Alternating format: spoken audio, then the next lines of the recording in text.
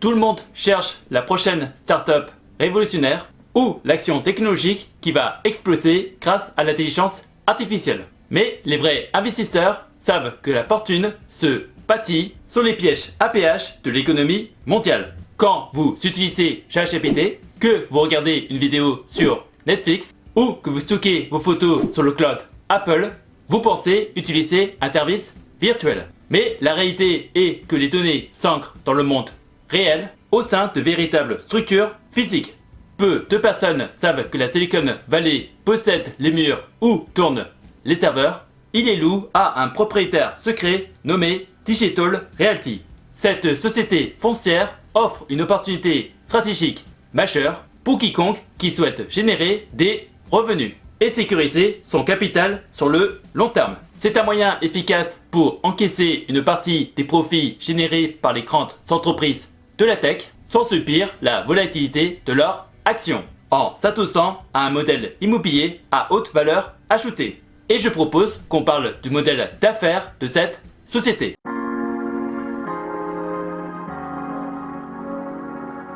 On ne parle pas d'immobilier classique comme les bureaux ou les centres commerciaux qui subissent de plein fouet les crises économiques. Digital Realty possède, gère et développe des centres de données. Ce sont de véritables usines thermiques conçues pour accueillir et refroidir en permanence les serveurs des géants de la planète. La force de ce modèle réside dans la nature des contrats de location qui sont signés sur des durées de 15 ans avec des clauses d'indexation automatique sur l'inflation.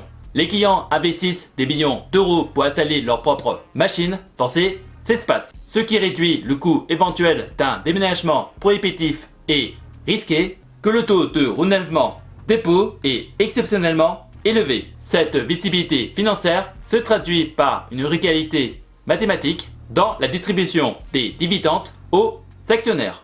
Il faut savoir que le statut légal des REIT oblige les entreprises à verser au moins 90% de leurs bénéfices imposables aux possédeurs des actions, transformant ainsi chaque extension du monde numérique en un chèque direct dans votre poche. Digital Realty a augmenté son dividende depuis son introduction dans la bourse et jusqu'à l'année 2022, prouvant sa capacité à traverser les crises financières mondiales sans jamais vaciller.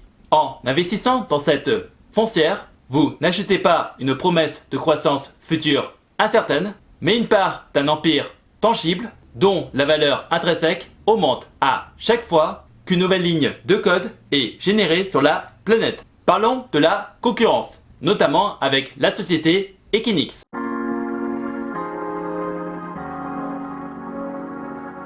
Dans l'arène des centres de données, le principal rival de Digital Realty est Equinix. Et il faut bien comprendre la différence entre ces deux sociétés pour bien savoir dans quoi on place notre argent. Pendant longtemps, Equinix a été considéré comme le roi incontesté des marches boursières grâce à son modèle basé sur le commerce de détail. Sa grande force est son écosystème d'interconnexion.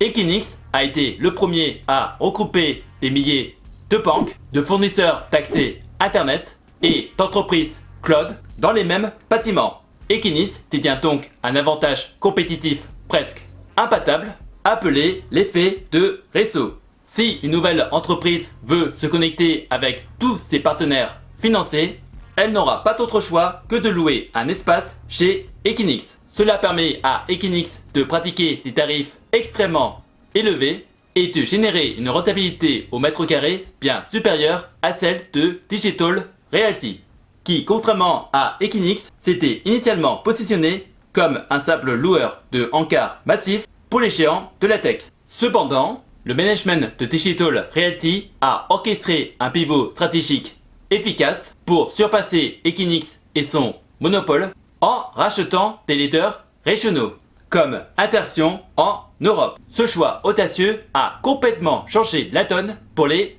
investisseurs, car en faisant ça, Digital Realty est devenu un géant hybride capable de concurrencer directement le modèle ultra rentable d'Equinix. Au lieu de choisir entre le stockage de masse et l'interconnexion ultra rentable, Digital Realty propose maintenant les deux au sein même d'une offre mondiale. Pendant qu'Equinix doit traiter une multitude de petits clients logistiquement lourds et parfois volatiles, Digital Realty traite égal à égal avec les monopoles de la Silicon Valley tout en s'accaparant les services d'interconnexion à forte marche. Parlons d'un des concepts technologiques de Digital Realty.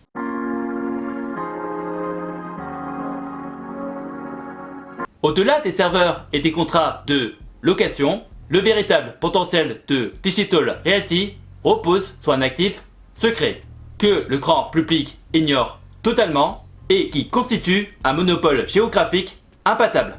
La majorité des gens s'imaginent que l'Internet mondial fonctionne par les satellites. Or, ce n'est pas vraiment le cas, car 90% du trafic de données passe plutôt par des câbles sous-marins géants posés au fond des océans. Donc la vraie opportunité de Digital Realty était de racheter et de construire ces centres de données directement au point d'atterrissage stratégique de ces câbles partout dans le monde. C'est notamment le cas à Marseille, devenu le hub mondial stratégique qui connecte l'Europe à l'Afrique, au Moyen-Orient et à l'Asie. Et c'est précisément à cet endroit précis que rattrape la finance. Pour les géants de la tech et des marchés financiers, cette proximité avec les câbles est une variable critique. On parle d'un écosystème où la transmission de données se chiffre en millions d'euros, avec une valeur moyenne estimée à près de 20 millions d'euros par an pour chaque milliseconde gagnée. Si vous voulez acheminer de l'information à un continent à un autre le plus rapidement possible, vous n'avez donc pas le choix, vous devez vous brancher là où le câble arrive, c'est-à-dire dans un centre de données de Digital Realty. L'entreprise ne possède pas seulement les murs, elle contrôle les douanes physiques de l'information mondiale. Cet avantage crée une barrière d'entrée que personne ne peut dupliquer, car les autorisations étatiques et les emplacements côtiers sont limités. On va parler du levier énergétique de la société.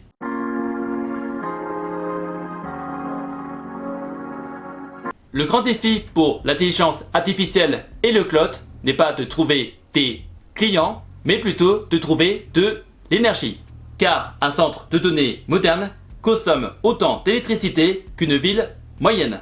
Dans un monde où les réseaux électriques sont saturés et où l'accès stable est devenu la ressource la plus précieuse et la plus réglementée, construire un nouveau bâtiment ne suffit plus. Le coup de génie économique du management de Digital Realty a été d'utiliser sa puissance électrique pour réserver et sécuriser ses gigawatts d'énergie verte et de droits de connexion auprès des États. Lorsque des entreprises comme Meta ou Oracle s'installent chez Digital Realty, elles ne signent pas un chèque uniquement pour l'espace physique, elles s'achètent avant tout l'accès à l'électricité que l'entreprise a déjà verrouillé pour elle. Ce contrôle d'accès à l'énergie confère à Digital Realty un power pricing absolu face à des géants de la tech qui sont en situation de pénurie critique pour faire tourner leur nouvelle puce d'intelligence artificielle. Ce n'est plus une simple affaire d'immobilier, c'est carrément un business de la distribution de la ressource vitale de l'économie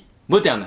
En comprenant ce levier secret, on réalise que Digital Realty est le véhicule d'investissement ultime pour transformer la crise énergétique de la tech en une source de richesse pérenne et souveraine. Si vous voulez investir dans cette entreprise, sachant que ce n'est pas une recommandation d'investissement, vous pourrez le faire avec des courtiers comme Trade Republic ou Interactive Broker. Les liens de mes vidéos d'avis seront dans la description de cette vidéo. Si vous avez des questions, n'hésitez pas à me les poser dans les commentaires et j'essaierai de vous donner des réponses claires et précises. Et si par hasard tu cherches des solutions pour faire travailler ton argent ou générer un revenu passif, tu peux regarder dans la description de la vidéo des playlists de vidéos d'avis de plateformes d'investissement que j'utilise pour faire travailler mon argent, que ce soit dans la bourse, les prêts, l'immobilier ou les crypto-monnaies. En attendant la prochaine vidéo, je vous laisse avec deux autres vidéos qui s'affichent actuellement sur l'écran. Prenez soin de vous, faites de bonnes recherches et je vous souhaite un bon investissement. À la prochaine!